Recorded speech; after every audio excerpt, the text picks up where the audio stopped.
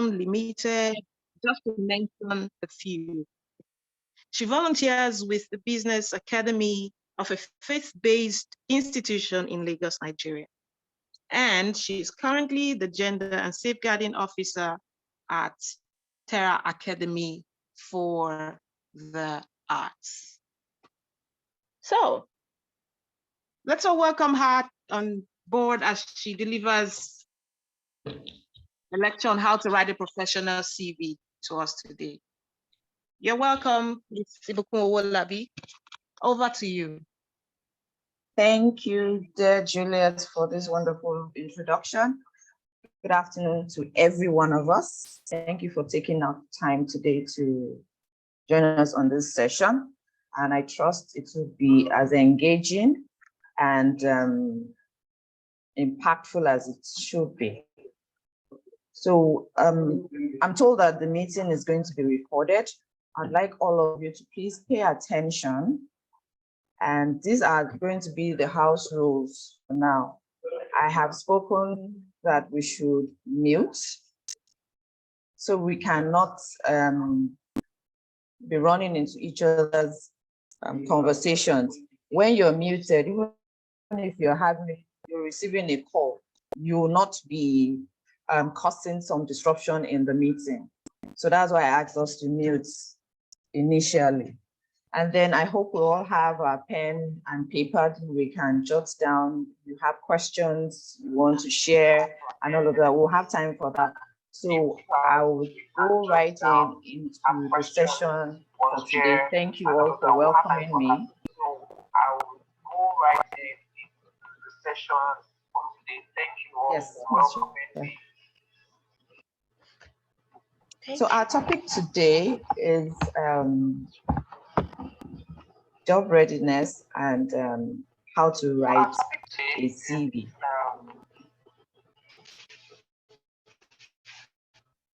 Job readiness and how to write a CV.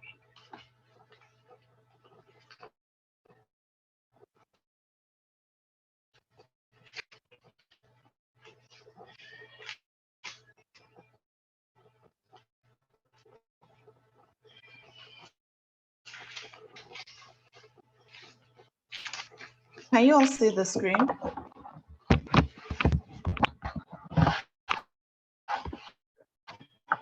Okay, thank you, sir.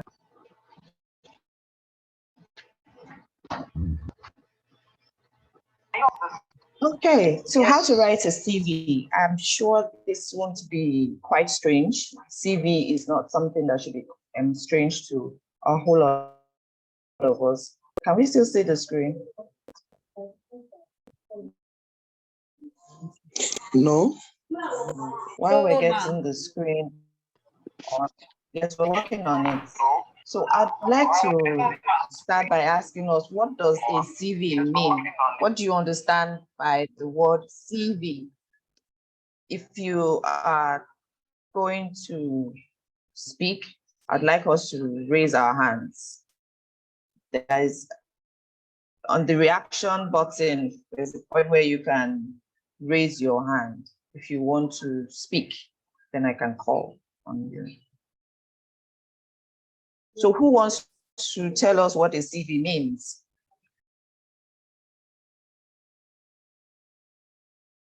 Gabriel. Okay, you can unmute and let's hear you. Thank you. Well, CV is short for curriculum vitae. It's, let me just say, like a profile of who you are and things you've done. Just a curriculum vitae. Thank you, Gabriel. That's nice. I like the word you use, a profile. Someone else can share. Gabriel, you can lower your hand now.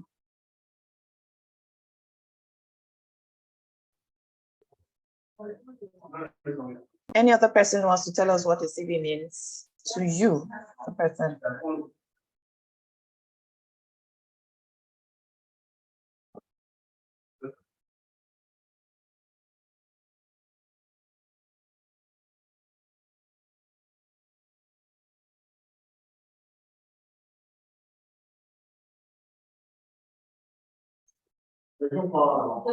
Hello?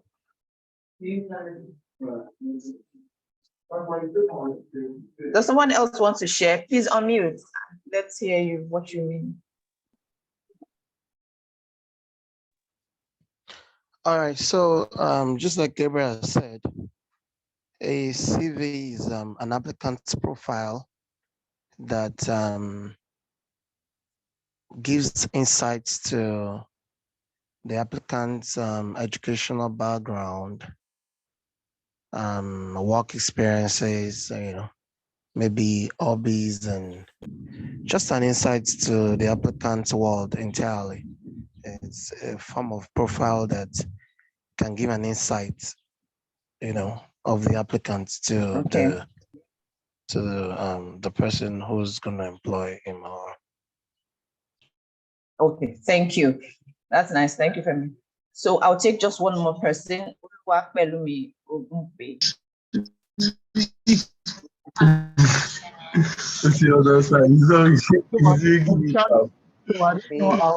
Where you are is noisy. I'll just pass. I'm in transit. Oh, okay. You can type it in the chat room so we can go ahead. Thank you everyone for sharing that. It gives us an idea of what we understand to be a CV. So the overview for this training is to help us understand the concept of a good CV writing and develop the same for career and personal growth.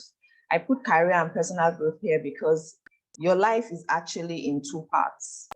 There's the career, what you want to become, the journey of becoming a better person in your career, whatever direction you're going to take, and then personal. Your personal growth is also important. Most times I advise people to have those two kinds of CVs. You can have as many CVs as possible. At this level where I am, I can say categorically I have 8 different types. Why? Because my career progression, my work experience is over 15 years. So I've worked in different industries. I've also worked in different roles. So that's why I can have as many CVs as I should, because they are all tailored to whatever job or whatever business or whatever project that I want to apply for.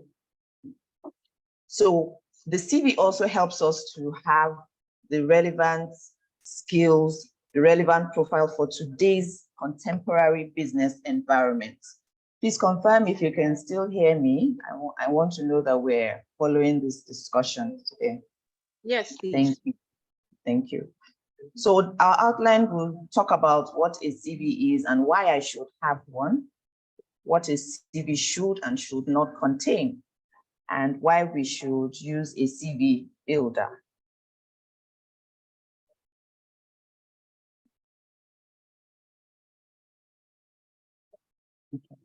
So the first 3 people who talked about what they understand by a CV. My CV is the first professional contact with a potential employer. It is a marketing tool. Your CV is your marketing tool. That is what any employer will see before they meet you. And it must be done with a huge dose of professionalism to create a good impression. I don't know you, I don't know where you're coming from.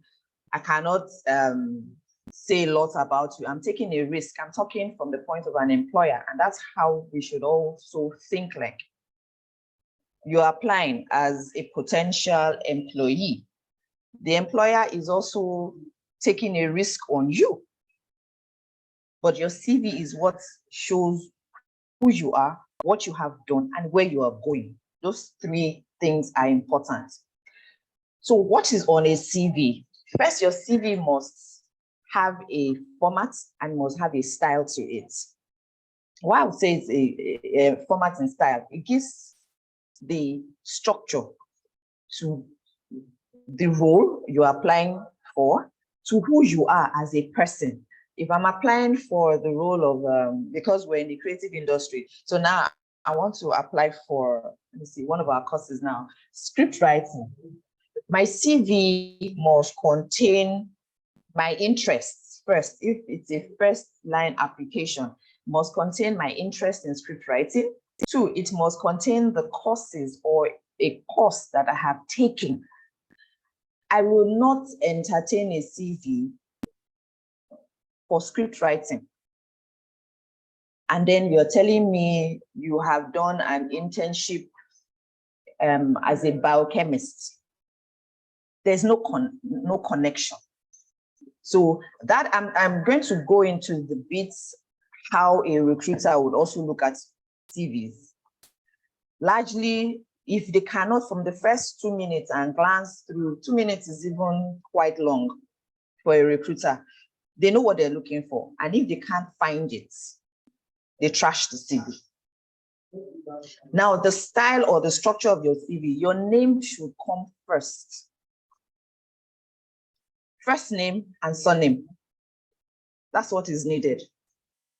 Like I said here, clearly list your contact information at the top. Your name is the first thing at the top. Now your contact information, that is your email address and your phone number. Your social media handle, that is emphasis on LinkedIn, because I would like to go and see what you're doing on LinkedIn. If you don't have a LinkedIn, I largely will not look at Facebook and Instagram because it's not meant for that category for employment. I can only go and look at your Instagram handle if I'm engaging you for a social media role, digital marketing, and then I want to see how you are functioning in the social space. Now, CVs must also contain the objective or summary, like a career summary, something brief, maybe 2 lines. I'm a value-adding person, I'm passionate about this. You know, they throw those words around. They must be words that make sense and are meaningful. Now you list your relevant work experience from your present role to the first, maybe your first was IT, the 6 months or 3 months IT, maybe in university, or maybe even after secondary school, maybe you had a job that you were doing. That should be the last. I don't want to be seeing work experience. Okay, you're applying for a job in 2023, and then the first work experience I'm seeing is something of 2020. And then you're now building it up to 2022.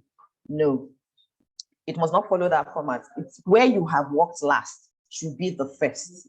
Then we drill down to your first work experience, including youth service for those of us who have served or those that are still serving, and relevant internships that you have done. Now, you highlight your education and achievements. Education must not contain your nursery school. It must not contain your secondary school. It must not contain your primary school. It is inappropriate unless you're in SS3.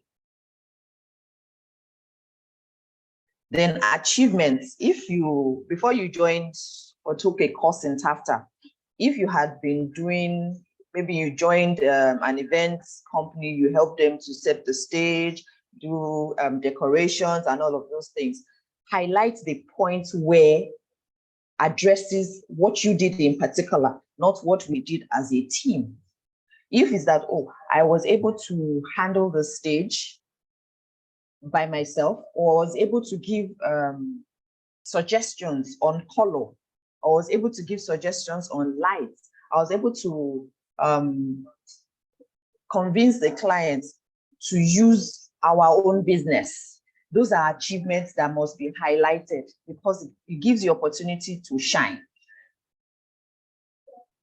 So we're going to what a CV should and should not contain. I know I've mentioned some of these things initially.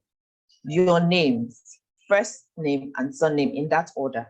And it must be in the boldest print on your CV. Your email address and contact number, both should be working and they should be accessible. Here, I would advise us to only have a phone number. Largely as a recruiter, I will never call a second number because you're giving me task to do. And that is what most recruiters do. It is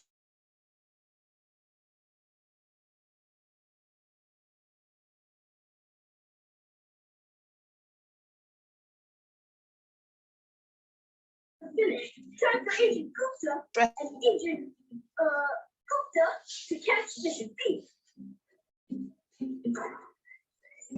and that is what most recruiters do. Stop right there.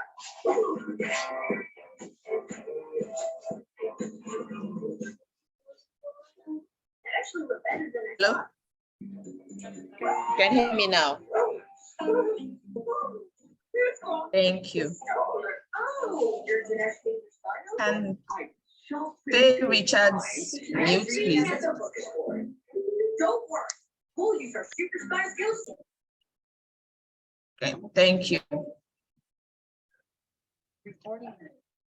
Okay, so did we catch the part about the education? Before I continue.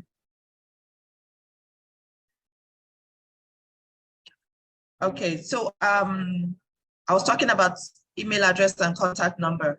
Please only include phone number, a phone number that should be working. You should have no excuse for, oh, there was no light. At this stage, we should stop making excuses. We're the ones that are born in the digital space age. We're the ones who should be fast-paced, not people chasing us about. Then your email address, make it professional, no numbers, no funny characters. Google has even made it easy. If I would use my name, my email address on Google is ibukumi.owolabi@gmail.com. It's that simple. There's no 21, there's no funny characters or sweet sugar, honey. It doesn't give you a professional outlook. It doesn't show that you're adding value to yourself by continuous improvement. So I talked about social media handles, LinkedIn, and it will depend on the role you are applying for. Skills acquired. We're in TAFTA because we have acquired a skill by taking the course, by completing the course, and by graduating. Some of us who have not yet graduated, that is the process. There are some other skills that you have acquired along the way, which can be transferable. If I'm taking a course in script writing, that is also part of content creation. I can transfer my skills in script writing into creating content. So it is transferable into another role. Or maybe I'm doing animation. An animator can create engaging designs. So you can also transfer those skills or that skill into the role that you're applying for. Then what should not be on your CV? Please don't include your home or contact address. This is a security risk because you don't know who you are sending your CV to. There's a lot of risk out there, and you shouldn't put yourself out there to be easily accessible. Your phone number is there, your house address is there, I can easily trace you. Date of birth, I don't want to know how old you are. I can ask that at the interview. I don't want to know how old you are. Kindergarten, primary school, local and state of origin, it is not important. They should not be on your CV. Then if you're writing a career summary and then you're using like 5 lines, your CV, the entire CV is going into 5 pages, nobody's going to read it. And that also applies to when you're showcasing your work experience. Your work experience should not be, I have worked in this. It should be bullet points of what you did, what you achieved while in that role. That's what your achievements and work experience must contain. Are we following? Yes, ma. Thank you. Now, I put a note there. Never send your CV in a picture format. We have had this experience where people will just take a picture of their CVs and snap, you know, and send. It's ridiculous. It's unprofessional at every level. And then also using Google Drive. If your CV comes in Google Drive, I will not take, because I will need your access. I need you to, that's a long process. Send it simple as an attachment that a recruiter can click on and open, you know, it just opens and you can go through it. We don't really need that stress. I mentioned it before. Recruiters will not use more than max. Maybe if their eye caught something interesting on your CV, maybe 3 minutes. And that is a very long time. Then personal interest, maybe you like to play football or basketball, you like to swim. My advice, they're not really necessary. But some people will overlook it. But at some certain stage of your life, people they want to see you in, will I say, impactful interests. You know, maybe you've taken a course or a skill in presentation, or you are adept in Excel. That is a personal interest that is transferable. It's also engaging and it makes your CV interesting to the recruiter or the potential employer. So you limit your activities to those that aid productivity, for us to say.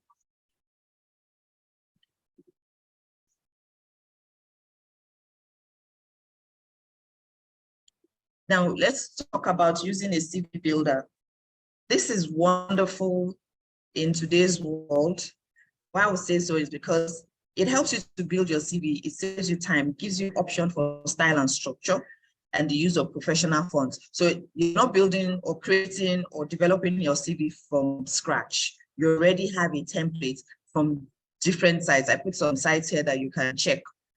And you would have the best templates for your level of experience, for skills, and for the industry that you are desirous of working in. These templates are tailored into, if you are a fresher, you've never worked before, you would always find a CV that suits your purpose. If you have 2 years experience, you always find a CV that suits your purpose. If you want to list your skills to know what skills you should include, which skills you shouldn't include, it will help you. That's what CV builders do. I have used them. I enjoy using them. I will still continue to use them. Now, it's optimized for applicant tracking systems. Large companies, maybe like banks, there's no recruiter that is sitting down to open CVs. They have an ATS. So it just scans through what they have imputed in it. Maybe they're looking for someone who has skills in Excel, who can do data entry, who can create content. They would have imputed all of those things into the ATS. And that's what the CV is just looking for. Do you understand? So any CV that doesn't match that is trashed. So a CV builder would help you to get all these things on track. But an aside is that when you have created this using a CV builder, you can check the sites that I listed here. Please still review. Have somebody to review for you as well, because technology is at best technology. You still need a human side to what you're doing. More tips: do research, look for templates, samples online, or ask for more experienced people. Always check for errors, particularly grammatical errors. What is your goal for writing or having a CV? You must be able to identify what your goal is. If you have a specific job in mind, and tailor your CV to the role. I'm repeating this here, tailor your CV to that role. Your CV must reflect your passion for growth. Nobody stops learning, nobody stops growing, nobody should stop adding value, and be proud of your achievements. Always, always, always keep your CV current. Don't send me a CV that you created 3 years ago. It's not relevant. You must review, you must update, you must be constant, you must create different versions of your CV. I know some people would have CVs with their pictures on it. I don't subscribe to that, but it's engaging. But for first level applicants, it's not needed. And then also the industries, some industries frown at such things. So you must do research before you even send your CV. Anyway, I know quite a number of us send our CVs into the pool here. And these are some of the information that I would have wanted to talk about when we get your CVs. And sometimes, permit me to use this word, I cringe. When I see some CVs, I'm like, why? So you must always keep your CV current, review, and update. So we've come to the end of this presentation or training. We're here with questions. The floor is open for questions. Someone already raised their hand. Serious. Okay. Ogedengbe Immortalite. Go ahead. Yeah. Yeah, good afternoon. Good afternoon. Good afternoon. Hello, can you hear me? Yes, please. Can you hear me, ma? Yes, I can hear you. Go ahead. Hello, ma. Yeah, why you were explaining and why you were explaining like I don't you said that why not in the We can't hear you. Would you type it? and I thought you made school also. No, I can't hear you. taking us through the PowerPoint. Hello? Can you type it instead? What I'm trying to say is Network that, is- like, I want to confirm if it's actually necessary to okay. I can't hear you. Would you type instead so I can read it? Hello, Okay, so guys. then, Please type just in type your questions in the chat Okay. box.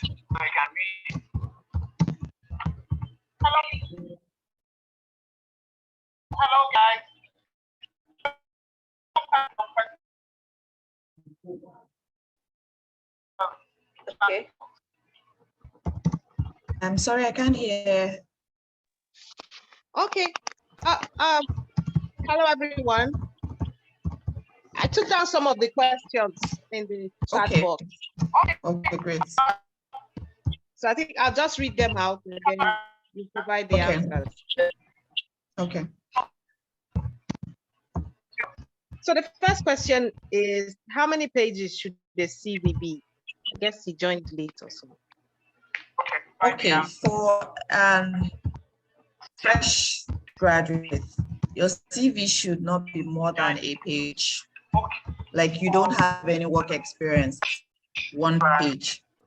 Your work experience will not be so much because you're applying for a role, maybe you've never had experience in it. Just keep it brief, 1 page and you're good.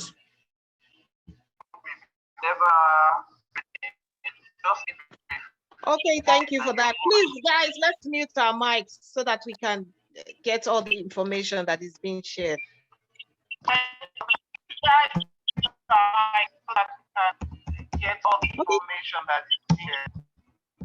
The next question is, can marital status and religion be in a CV? No, no marital status, no religion. No religion, no marital status.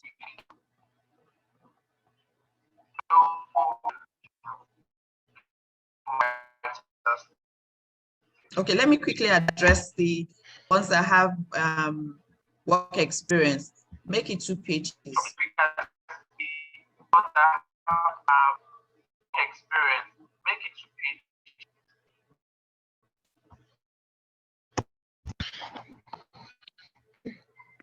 Okay. So someone just asked if, for someone who doesn't have enough professional experience, what should the person do? For entry level, where you don't have relevant experience, what can you rather include to show capacity? Well, if you don't have relevant experience, you have your school degree. Dates when you finished from school, or maybe you're still in school, you should put it at in front of your educational experience. What I mean is that, you know, the CV is broken into. Is it possible that we mute everybody? Noise is quite much. Hold on, please.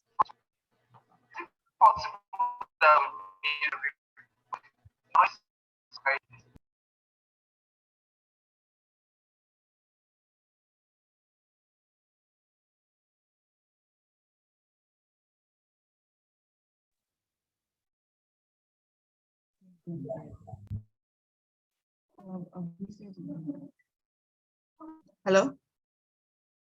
Okay. Sorry, I think Great. we're talking. Oh, okay. So someone also asked if she said some organizations require applicants to write their age and address, that if you don't include it, they'll disqualify you as an applicant.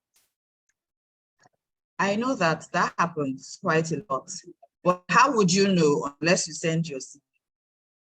How do you get that information? How do you know some companies disregard that? When we post job ads and we put age, if I'm posting a job ad for an internship position, I would always mention the level of education. I would always mention the age range we're looking for. So if I'm getting CVs that I'm not expecting your date of birth, it's at the interview. If you are scheduled for an interview, we've gone through your CVs and okay, you're one of the people that we contact for interviews. That's when that question will come up.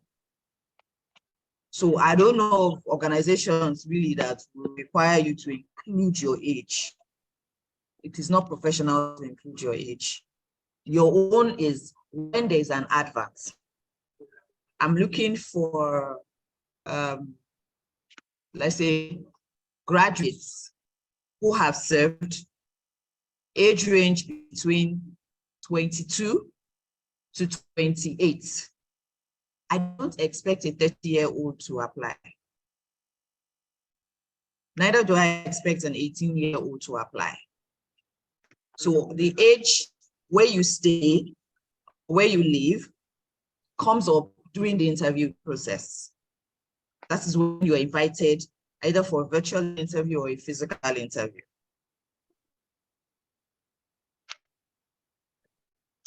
Okay, thank you for that. So Ajayi Oluwabusola is asking, what if the work experience you have is an internship while you were in school? Can that be included as an experience? Very much so.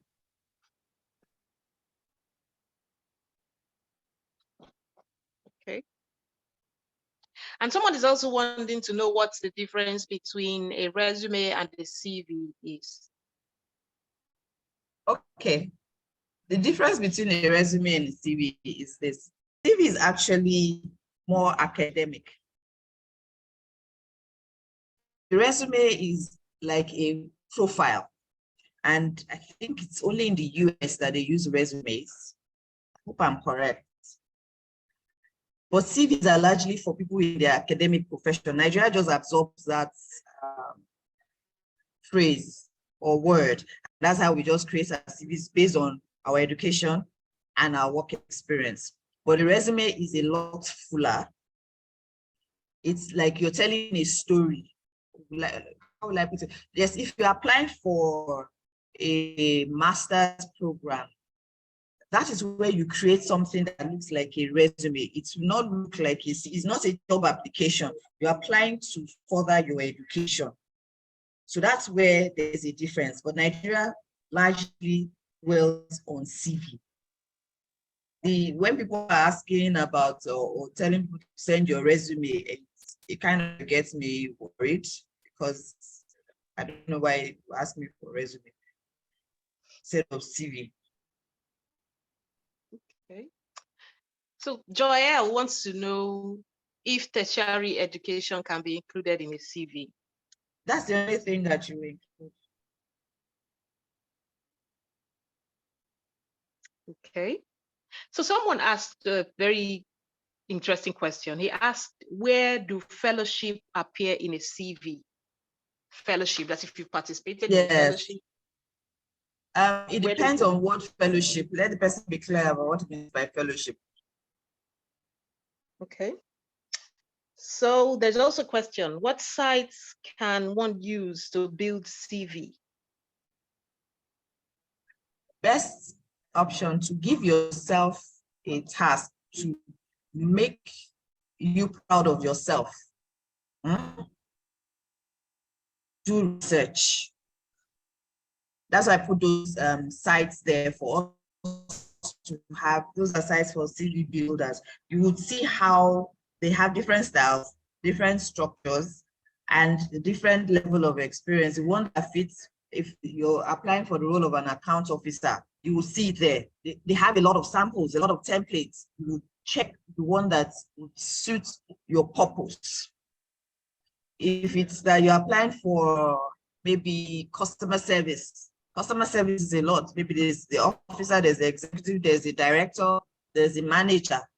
It segments it for you like that. So you're not going to create a CV that's way beyond your work experience. The CV builder also helps because he would ask you questions. You are the one actually doing the job. He's not creating it for you. He's just giving you a template just to save you time. So it will ask you questions. They have the sections already divided for you, but it will ask you questions. So if you cannot answer those questions, you cannot use that templates largely. So use that CV builder to create a template that you can use as a CV. Okay. I hope that helps. I guess it does for them. So someone also asked, how many pages should a standard CV be? The pages depend on the work experience largely. If I would, let me use our senior program manager, Mr. Kayode, as an example. Mr. Kayode, if I say standard CV, his CV can go into 5 pages, 6 pages. Why? Because he has a large pool of work experience. He has worked across different industries. So wherever he's applying to, he already knows what they're looking for. The recruiters also know what they're looking for. But if you're just fresh out of school, keep it 1 page. If you have 1 year experience, it's still 1 page. If you have 2 years experience, then you can be moving into the 2nd page, and you must stay on 2 pages for the breadth and length of 5 years. Don't shift because you want to write plenty stories. They're not going to read those stories. They're going to look at what your education level is and your achievements, because they're looking for somebody who will solve a problem, not somebody who is trying to tell us what they have done or what they are intending to do when they join us. You must be a problem solver. You must come from that viewpoint that, oh, I am looking for someone. I am the employer. I put myself in the position of an employer. what will I be looking for? When you come with that mindset, you're able to create a CV that will suit the problem that they're trying to solve. If people are posting adverts out there, they're looking for someone who will solve their problem. They're not looking to pay salary. Put that in mind. They're not looking for somebody who will be playing around. They're looking for somebody who will solve the problem that they have in their organization. And when you are, let me talk about this. When you see salaries, they're expecting you to work 4 times that salary can pay. Not that they're going to pay you 4 times of your salary. No, your salary is for you to work 4 times equal to the salary that they're paying. So you must always think like the employer. If I'm the employer, what will I be looking for in the CVs that are being sent to me? That will help you to create a CV that will attract the attention of the company. Okay, thank you, Ma, for that very explainable answer. Bemisola wants to know, what if your tertiary education isn't related to the job? For example, an engineering student opting for a job in script writing. Should you still include the tertiary education in the CV? Yes, you should. Your tertiary education is your entrance into the corporate world. That shows that you have been in a higher institution, you are thinking differently, you have taken courses that are putting you on a path to life. So that should be your entry point into the world.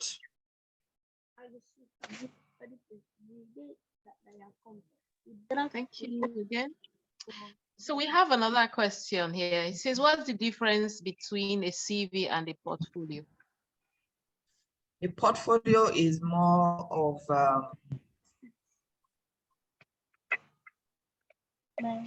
life, let's say. Portfolios range between, in the creative industry, there are different portfolios. As a lawyer, I will not have a portfolio because I cannot be capturing my sessions with clients or sessions in court and all those things. As a HR consultant, I cannot be capturing that. But a portfolio showcases what you have done in the career that you are in. Someone who is a photographer must have a portfolio. So portfolio captures the events that you have been a part of, events that you have impacted lives, events that capture the essence of what you are applying for. So it's a fun-packed, let's say, resume kind of. So if a photographer is sending their portfolio, I'm able to see the pictures, I'm able to see the quality, I'm able to see the lights, I'm able to see the colors, I'm able to see the style. So it's large, it's interesting, it must be interesting. So a portfolio is largely different from a CV. A CV is just an introduction of who you are, where you have worked, what you have done, and your educational level, your achievements. So a portfolio captures your life in either videos or pictures, things like that. Okay, thank you again. Emmanuel wants to know, does in view in tertiary institution sounds nice in a CV? Yes, it does. I use that. Okay.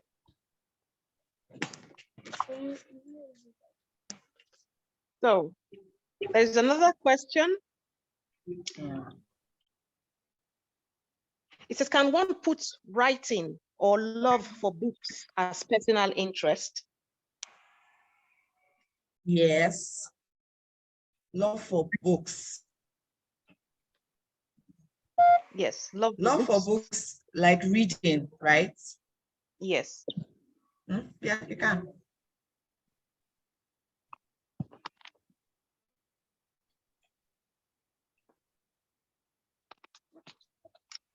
Okay.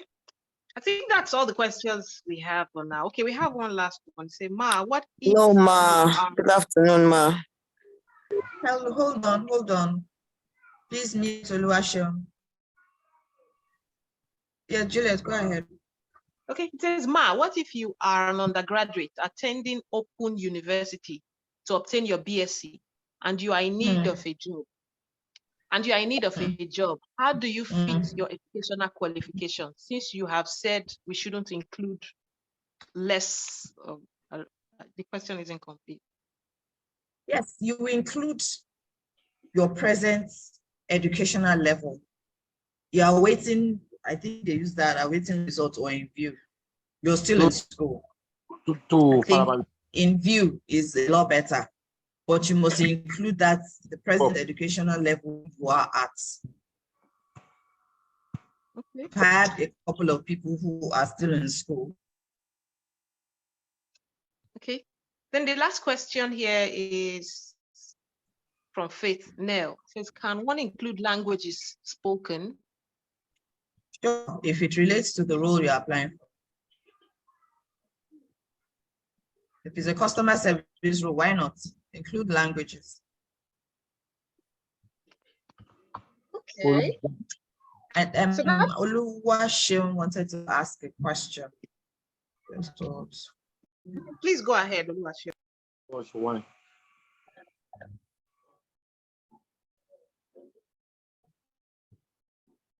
Oluwaseun, your hand is raised.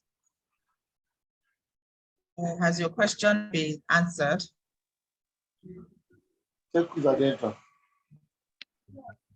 Sorry? They are all muted. I said sure. Abudu, they are all muted. Pius, do you have any question to ask?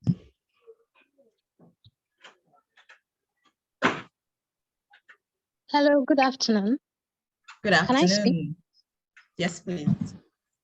Okay, I wanted to ask, as an undergraduate, if you are applying for a job or a position that you don't have an experience in, okay, for example, I'm a creative, I write, I do other things, and then in school, I'm studying mass communication, and then I want to, yes, and I'm applying for a role under public relations, but I've not had any tangible experience in that field. So what would be in my CV, since you said, oh, they are looking for something that would solve their problems in that field, or I don't know if you understand what I'm trying to say. I understand you. Okay. I do understand, but it's relevant. You said you're studying public relations, if I got that right. Yes, but I don't have a tangible experience outside of the normal class courses under public relations and that. So I'm conflicted as to what I would put in my CV. You will include it. That is also an aspect of customer relations. Okay. Customer relations, the first point of applying for anything that has to do with people is your communication skills. Communication includes verbal and written. They're highly important. So if you're in a course in school, or you're about to finish, or you have graduated, it's relevant because you're on that path, and mass communication is really wide. So it's relevant.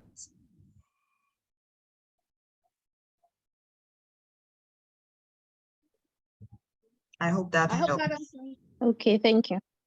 Welcome. So I saw there's Elisha. Elisha,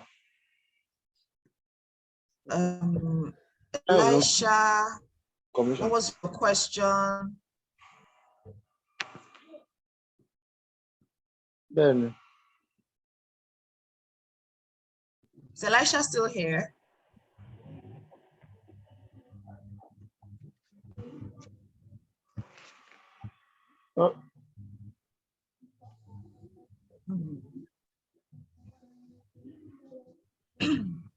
Elisha, Okay. please ask me your question. He says he wanted to get one more enlightenment on what he asked, but I didn't get the Yes. question. I didn't get that.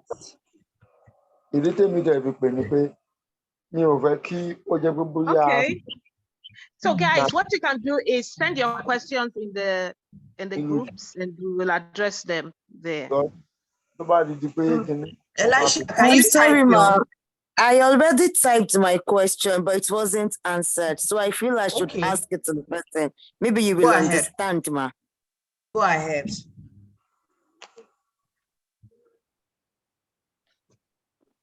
Hello, ma. Yes, please, go ahead. Can you hear me?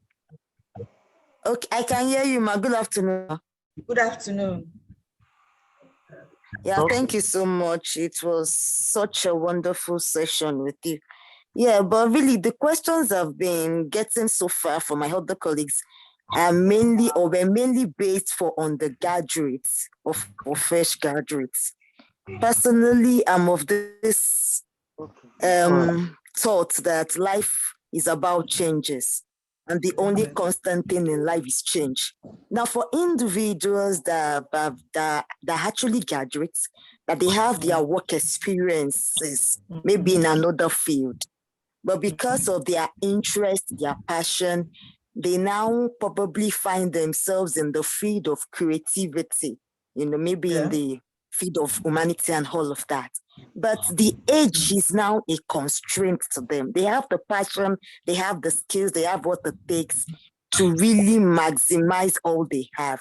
But because of that age difference, what advice will you give to them?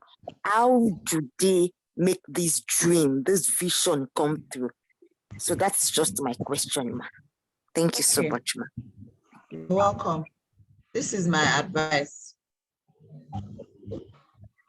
If you've had work experience and you're delving into another career path, start with an internship.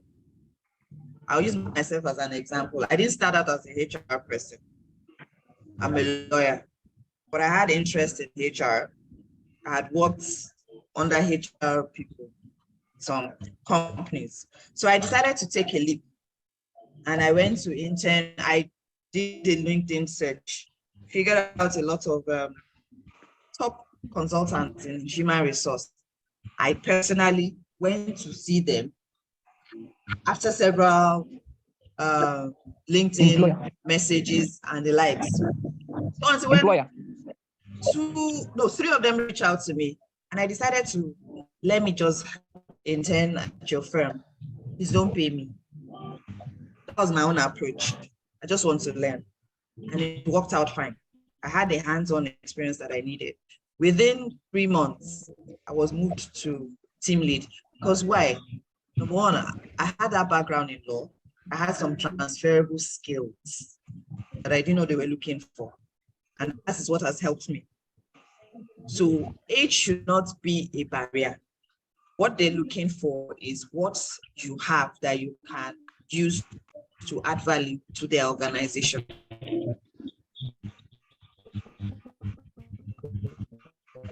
I hope that answered your question. So, thank you everyone for being here today. Our special thanks goes to Ms. Ibukun Olabi. We really appreciate you for taking the time out of your busy schedule to do this. God will bless you continuously and increase you on every side. Thank you so much. Again. Thank you to everyone. I thank Tafta, thank Mr. Kayode, Juliet and Kemisola and the entire team and everyone here. Thank you for having me. It was a pleasure. You're welcome, Ma.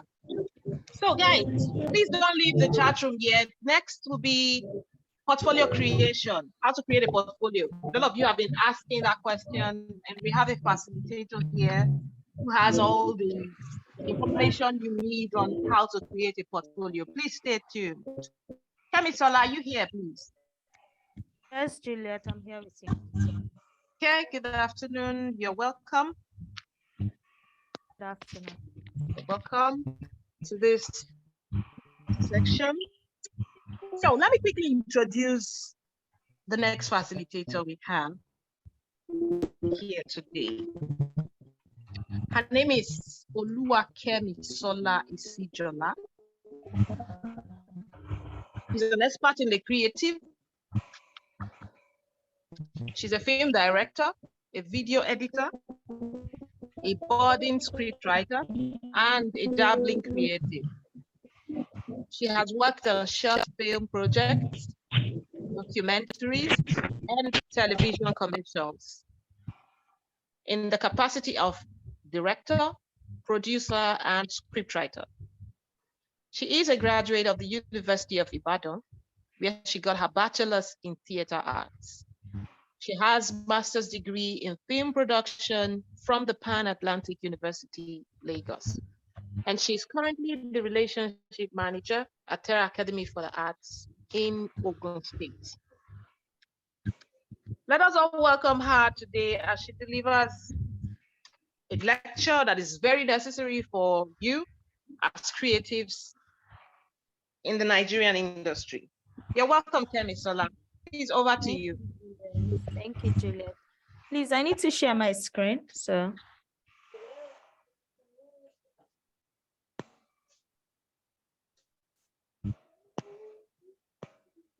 I don't know if you host would allow me to share my screen. Good afternoon, everybody, Yes, or good evening. Good afternoon. Yeah, so this session is going to be focused on portfolio creation and reel creation. So it's mostly tailored for our students in the animation and script writing space, especially for people that do design work, people that do things that you cannot really speak about, but you have to show. If you're in the creative space, you know the importance of showing and not telling. So that's the point of a reel or a portfolio, as some of you might call it. So I'm waiting to get access to share my screen from the host. Yes, dear host, please grant her access so she can share her screen.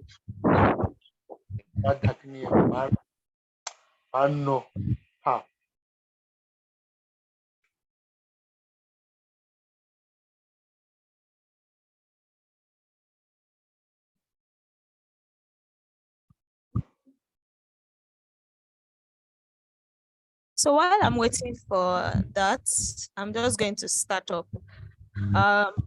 Portfolio, creating an impressive portfolio reel, showcasing your best work.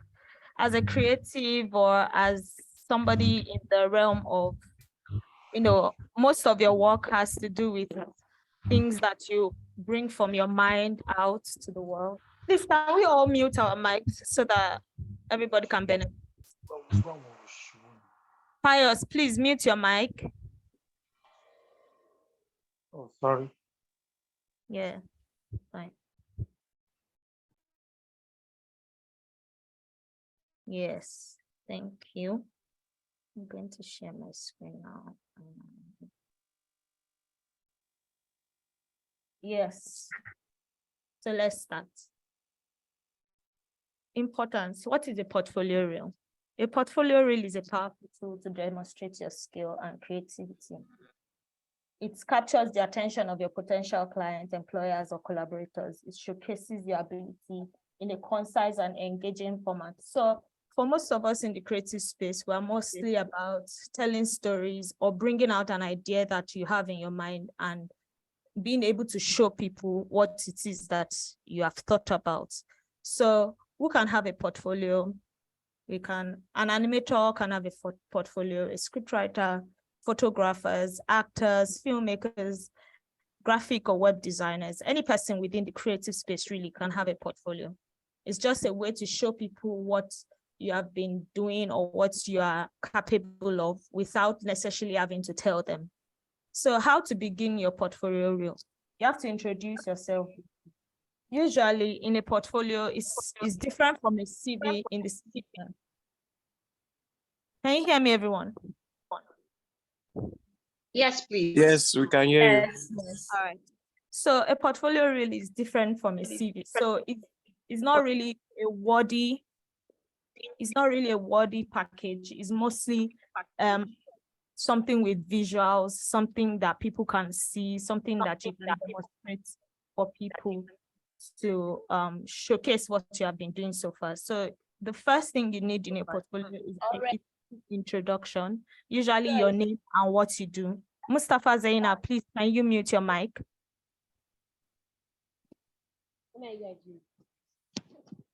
The first thing what you do when you want to create your portfolio reel is to determine your objective.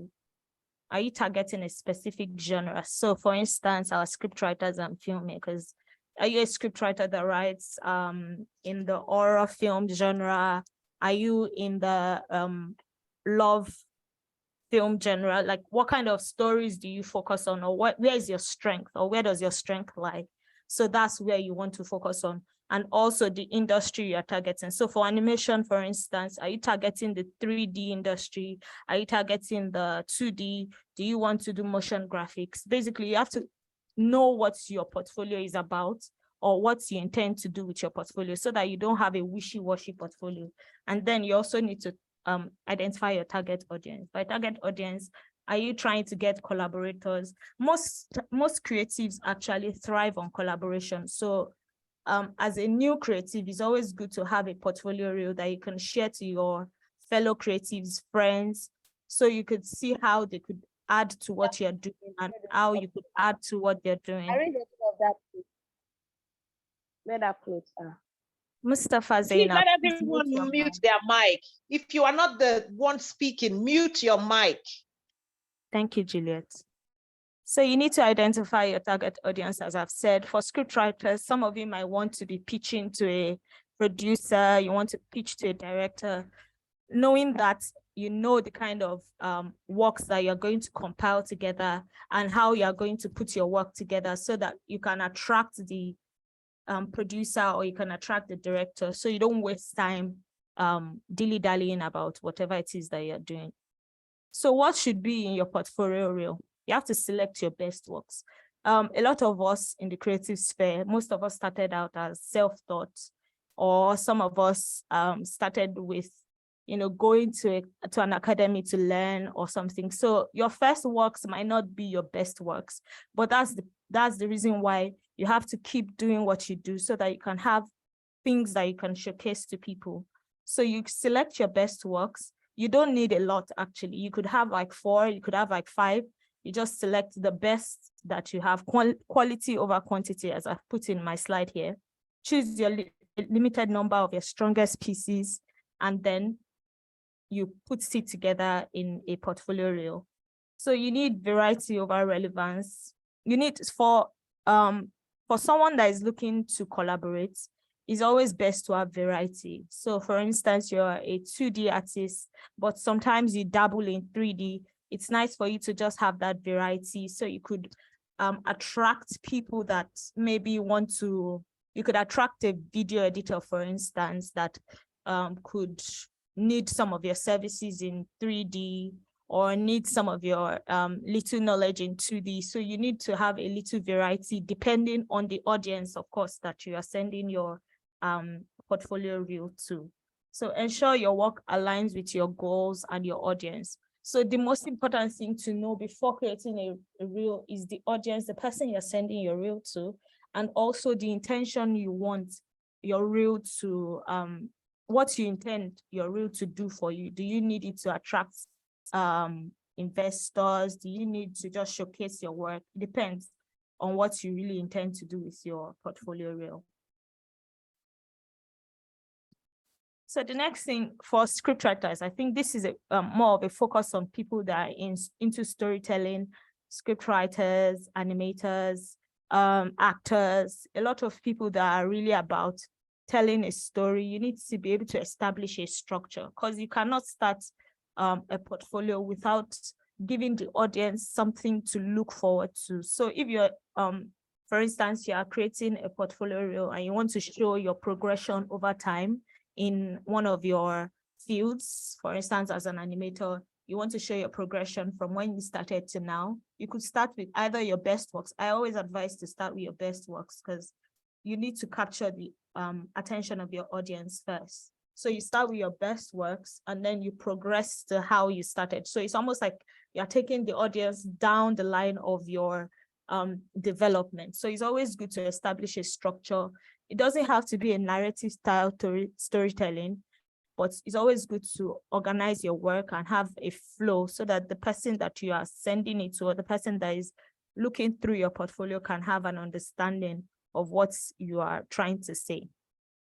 So what should be in your script writing reel? So for our script writing students, I would say a portfolio reel shouldn't be more than 2 minutes long, really.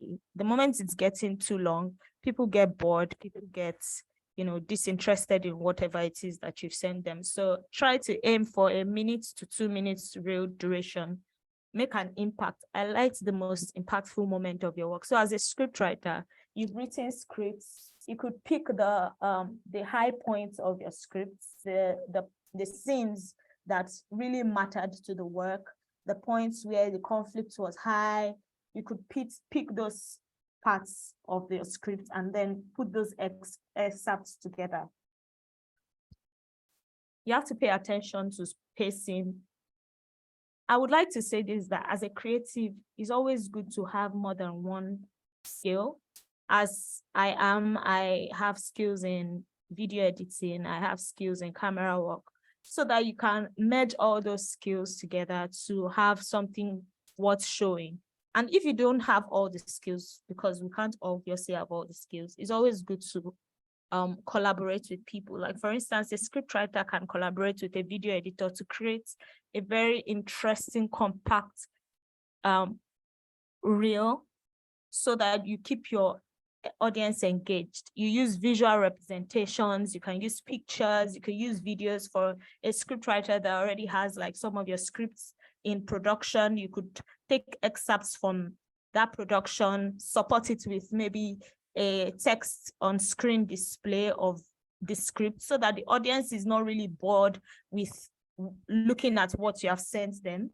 But as I said, again, it depends on your audience. So you always have to know the audience you're sending your portfolio reel to, so you can know how to create your portfolio reel. Maintain a cohesive theme.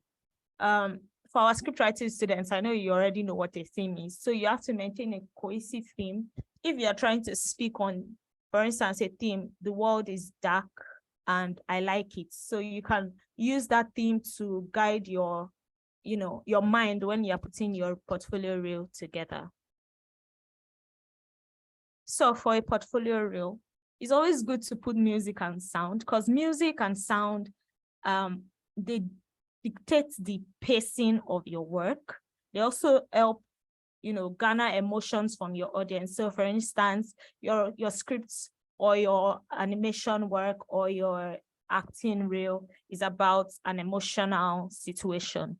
It's good to use soundtracks, sound effects that can also enhance the emotions, enhance the mood, the tone that you are trying to elicit from your audience. So music and sound design is also a very good,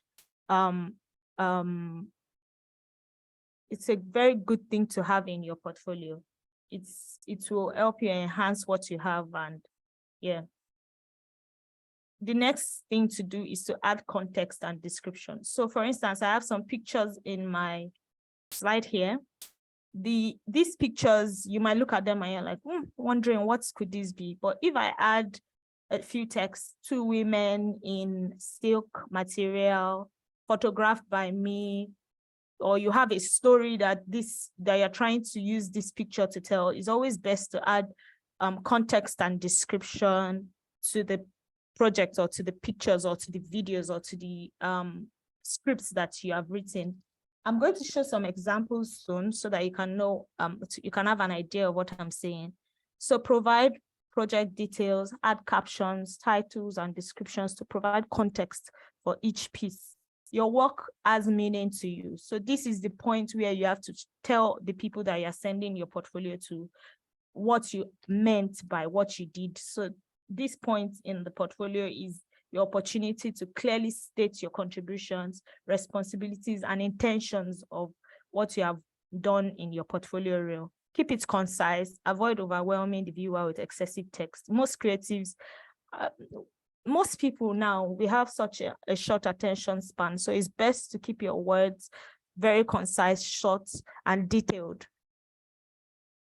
Lastly, once you're done with your portfolio reel, it's best to send it to a few people that you can trust to give you feedback. And once you get feedback, you fix or refine whatever it is that they have asked you to refine, and continuously updates your portfolio reel.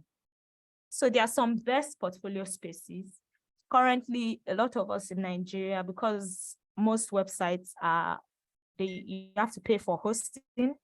Most people are not averse to using websites, but I always advise, especially for creatives in the industries where you have to show, script writers can actually get away with some things, but people in animation, photography, you know, you have to really show people your work. You can't really tell them that, oh, I know how to take landscape photographs, or I know how to do 3D, or I know how to do 2D. You have to show them what you've done. And there are some websites that help you organize your work in a very stunning and amazing way. Such websites I've listed below here, e.g. Wix, Squarespace, Pixpar, Webflow, Format, Ucraft, Weebly, and WordPress. But there are also some very affordable options here, like I've listed, best portfolio spaces on a budget. So many links, for instance, as a starting or as a beginner creative, you could take advantage of the Google Docs. Google Docs is a place where you could upload videos, documents, and then you could send out the links to whoever it is that you want to attract. Always make sure to give access, because Google Docs has a way that it denies access to people that you send your link to. You have to give them access. If you do not give access, the person can get discouraged and leave your link. So always make sure to allow access when you are sending out a link. Many links is a place where you could, for instance, if you have videos on YouTube, if you have your work uploaded on YouTube, you could add all your links from YouTube to many links and then send one single link to whoever it is that you are trying to attract. You could also use social media platforms. That's one of the benefits of being a creative. Social media is actually your best friend. You could use your Instagram, for instance, to compile your work. So if anybody is just asking, so what do? You just send your Instagram page or a link to your Instagram, and then the person can take a look at all the things that you've done. So you could use many links, Google Docs. Google also has a free website platform that you could use as scriptwriters, as animators to host your work, although it's not professional, so there are some limitations, but still anything, as long as you are creative, you could make anything work. So I'm going to move to some examples. If you have any questions, just drop them in the chat box. I'm going to move to showing you guys some examples of some of my favorite portfolios on the internet. So this is a portfolio for a graphic artist. So you see at the beginning of the portfolio, you have designer and lettering artist. Then you have David Milan. David Milan is the name of the artist, and that's basically his introduction. And then you move to I Love New York City. So you know that this person is based in New York City, and these are some of the works that they've done so far. So you see Best of 2020, a brief introduction, like a storytelling. So when I'm going through this portfolio, I kind of know what I'm going through, and I'm just fascinated by the creativity and the beauty of it all. But this is hosted on a website that you have to pay for. So you can see that it has more interesting graphics, more interesting layouts and things like that. So those are one of the benefits of using a paid website, but that's for an advanced situation. So this is another website for a professional photographer, videographer. As you can see, her name pops up. What she does pops up. Very short. You don't need to bore anybody. Everybody knows what is about to happen. So photographer, videographer, and content creator, simple. Some of our works, you're already seeing it. Gabriel Matula. You can move through it to see. If you want to go further, you can click on a picture to take you to more information and things like that. Let's move to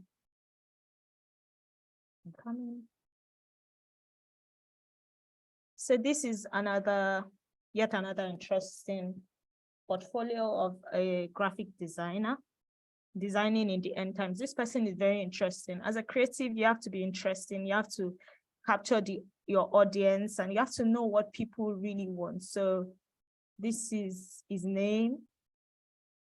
This is what he does: identity design, UI UX design, motion graphics. And as you click on either one of them, his works pop up. So you need your portfolio to be something very interesting. If you are using Google Docs, for instance, on each of your video, you could just have a word of text flow through it. If you have good video editing skills, you could do that. If you don't, you could collaborate with a video editor to do something wonderful for you. So here, learn more about me. And these are some of the person's works. So let me go here for another one. Motion design and illustration. This is what the person does: motion design and illustration. If I click on any one of this, it's going to take you. I think this person's portfolio is really good for animators to see. As you can see, it gives you a background, different storyboards of different scenes in maybe one of his work, animation and 3D. You can see all this. Also, if you are working as an animator, always try to screen record the process of your work, because that way you could add all those processes to your portfolio reel. So you can see this person showing you various points in the creation of this character. I don't know all the animation terms, but I think this is a process of rigging and adding motion to it. So the person is basically showing you that they did this work by themselves. They're showing you the process. They're showing you how they did it. They're showing you, probably what they used to do it. So let me show another of his works that I think is really interesting. I think I like this. Yeah, this one. There's something there that I think you'll benefit from. So as you can see, it's showing you from the process of sketching up to the process of final presentation. So those are the things that should be in your portfolio reel as an animator. You see, this is giving you a 3D view. I think this was done in Illustrator. I can't be too sure. Yes, Cinema 4D. You see, character was modeled, rigged, and textured in Cinema 4D and rendered with Redshift. So these are some of the details that you can add when you are creating your portfolio reel. How you did it, what you did, what it means to you. Working alongside my friend at Hero Studios, we created a fun springtime social post. So you just give a small, just imagine you're having a post on Instagram and you need to put a caption. So that's basically what it is. And I believe that as a creative, some of our gifts is being able to tell stories. So yeah, let me show one for a script writing portfolio. Hi, Didi Flourish, please can you mute your mic? So this is a script writing portfolio. Simple, CJ Wally. So Didi Flourish is a script writer. Please mute your mic.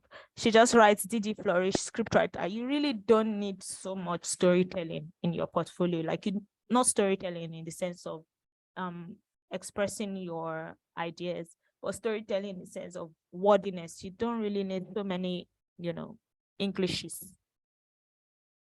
Sorry for English. Yeah, so this is the scriptwriter's portfolio. Very fun, very interesting. Yo, I'm here for the Gritty movie. Didi Flourish, please mute your mic. Okay. So this person has a link to a trailer of one of the movies that they did on YouTube in their portfolio. So you always want to also give people some examples of what you did. You can't just say, I can do this. You have to show what you can do, basically. The creative industry is a show, not tell kind of industry. So it's always best to So let me show you one of their spec scripts, one of this person's spec scripts. So this is what a script writing portfolio looks like. So most script writers would benefit from using websites, or you could also upload your scripts to Google Docs and send out links to the script. But it's always more tedious when you have somebody going through 70-something pages, 100 and something pages of script before they can really know what you're about. So it's always best to put excerpts. You could maybe bring out pages that you feel like would really attract your audience and put them together in a well-arranged format, and then send a link to that well-arranged format to whoever it is that you're willing to or you're hoping to attract. So yeah, for your dream adventure crime thriller, this is just a tagline. For those in script writing, you know that there are various steps to a script. So this is the tagline of the script. You could also use, I'm forgetting the name right now. Yeah, you could also just add a short synopsis for your scripts. And then if the person is interested, you can then add a link where the person can have access to the whole entire script, where you put short details of it before then the person now goes down to read it. Am I communicating? Yes, we can hear you clearly. All right. So yes, this is another script writing portfolio. Like I said, short, straight to the point, your name, what you do. If there's anybody that wants to know more about you, you can just write a small information here. So these are some of the works the person has done in sci-fi. You see, there's the name of the film or the script, the genre, a small synopsis of what to expect within the script. This is just a small tagline, Space 1999 means Star Trek Voyager, like something interesting to really attract the audience that you want to attract. Always make sure that you have an interesting tagline, because the first things the people see is what will really attract them. So as a scriptwriter, you should always read wide, go through a lot of people's portfolios so that you could know what you could incorporate in yours and things like that. I think I want to show, is it David?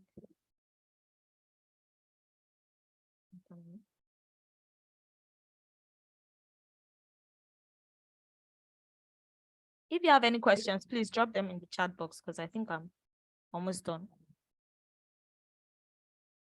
I just want to show something interesting that I saw in one of these portfolios. I think it's going to be, yeah. Okay. So if there's, I don't know if you're seeing this, but rather than just say the works I've done, this person wrote the juicy fruits of my labor. That's very interesting. If I want to employ this person, I'm already interested, I'm intrigued. The juicy fruits of my labor. This is, it's not just trying to bore us with plain old, the things I've done. You understand? Even in the about me, hunkered down in a little beach town. So there's already this person lives by the water. So you're already interested. Oh, I want to know more about this person. So as a creative, you always try and just be a bit edgy sometimes, designing in the end times. So this person is quite funny. We're all in a long distance relationship, contacts. So basically, this person is trying to let you know that I'm friendly, I'm outgoing, I'm silly. What are we now, silly? So yeah, you try to be interesting sometimes, as don't try to be too goofy, because some people don't find that interesting. But I just find this portfolio very interesting because it has personality, it just has some really interesting quirks about it that I find interesting. And if I'm to employ this person, this is a good way to start to know somebody. So your portfolio reel is very personal, is a very, very quick, short fire way for you to express yourself as a creative. All right, I think I'm done. So if there are any questions, I will take them now. Thank you very much, Kemisola. Really appreciate you and your time. So there are a few questions already in the chat box. We have one from CJ, and it reads, no, let me start from the top. We have one from Edem Elizabeth. She asks, as a lighting design expert, how do you create a portfolio reel? Okay. As a lighting design expert, I know that you have some, before you go on stage, before you actually do your work, there are some layouts, there are some design work that you actually do. Those are the things that you include in your portfolio. So the mapping that you created before your work went live, those are the things that you include in your portfolio. You could have videos from that live project. So like when you're done with all the whole process on the D-Day, when you are doing your whole show, you could have videos of it and then put the best parts of that in your portfolio reel. Basically, anything that you did that people can see, you add it to your portfolio, but don't add too much so it won't be too overwhelming. Did I answer your question?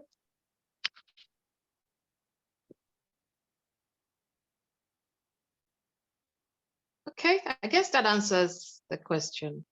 Okay. And we have another question from CJ. It reads, as an animator or motion graphics designer, do you use your real name on your portfolio or your brand name? It depends on you, actually. If you have a business and you are running a brand, it's best to use your brand name because that makes it more official. Please mute your mic, Spark 4. So if you have a brand name, it's best to use your brand name in your portfolio. But if you don't, using your real name, because most times, most people do not have like a business setup for their creative arts, although we should encourage more people to set up businesses. But it's always best to use the name that you will get paid with. So if you are getting paid into a business account, it's best to use your business name on your portfolio reel. If you are using a personal account, you can use your personal and the name you would love to be recognized by. Okay, thank you again. We have another one from Chinoye. Chinoye is asking, as a scriptwriter and copywriter, producer and broadcaster, do you need specific portfolio for each of the roles or just one for all? It's best to have specific portfolios for each of the roles so that you don't confuse your audience.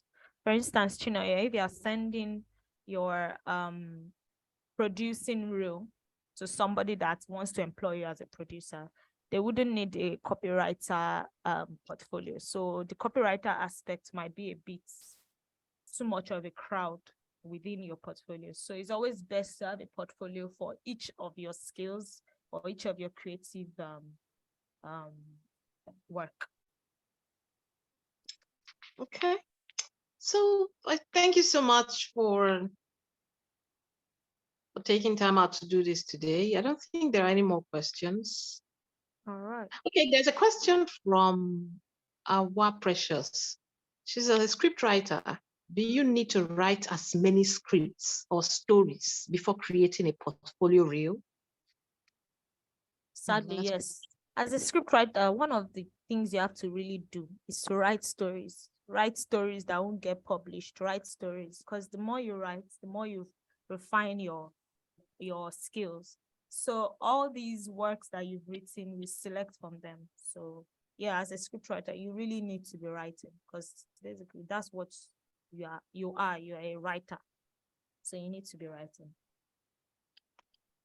Okay, there is one last question.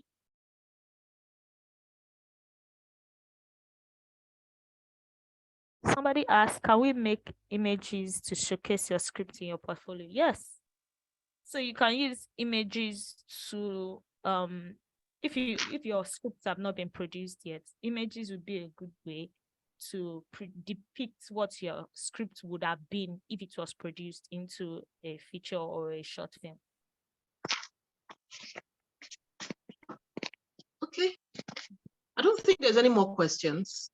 Joseph Balogun says, so what software do you use to create your portfolio? I think I mentioned that in my presentation already. You could use social media. Social media is really an informal way to create a portfolio, but the best ways would be Google Docs for people that are trying to be on a budget. You could use YouTube for people that have videos to show. You could also use the Google website to create your portfolio. And let me show you a few websites. It's always best for you to do your own personal research. As a creative, the only thing that you have is yourself, basically. So you could use Wix, Squarespace, Pixpap, Webflow, Formats, Ucraft, all these things, all these websites, they always have hosting fees attached to them. So that's why I always say, if you're a starter in the creative space, it's always best to go for the free ones and the affordable ones, which is Google Docs, YouTube, many links, and the likes. If we don't have any more questions, I think this will be the end of today's session. Do you have any more questions?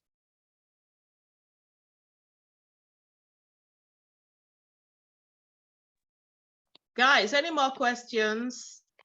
I've had a lot of you ask me about portfolio creation. Please ask your questions now. Okay, I guess that's the end of the workshop, Kemisola. Yes, thank you everyone for being in attendance, and we will see you at our next workshop. If you have any more questions, you can ask on the groups. We'll be there to provide answers. Thanks, Juliet. Thank you so much. Let's all thank Kemisola for coming on board today. Thank you, Mao. Thank you, Madam. Bless you. Very grateful.